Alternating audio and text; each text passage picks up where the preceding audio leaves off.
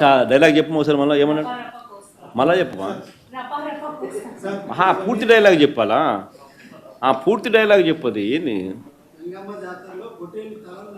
మళ్ళీ కొంచెం మైక్ తీసుకొని చెప్పు బాగా బాగా వినపడుతుంది నాకు ఏం జాతరలో మళ్ళీ చెప్పు గంగమ్మ జాతరలో పొట్టేళ్ళ తలకాయలు కోసినట్టు రప్ప రప్ప రప్ప రప్ప ఏంది రపా రప రపా రప నరికేస్తాం.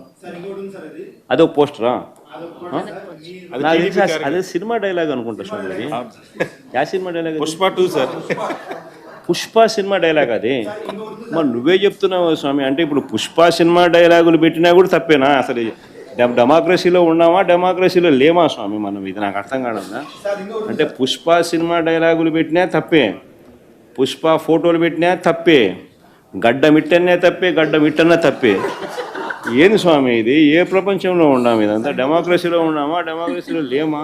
ఏమన్నాడు? ఏ జాతరలో? గంగమ్మ జాతరలో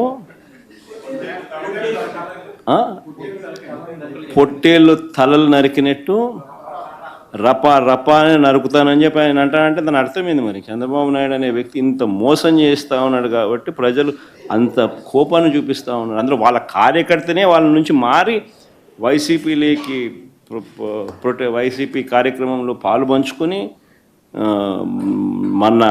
మన అభిమానస్తుడై నెక్స్ట్ టీడీపీ ప్రభుత్వంలో టీడీపీ వాళ్ళను రపా రపా ఏం జాతరలోది గంగమ్మ జాతరలో ఏం పొట్టేలు తల నరికినట్ట రపా రపా నరుకుతాను. మంచిది కదా.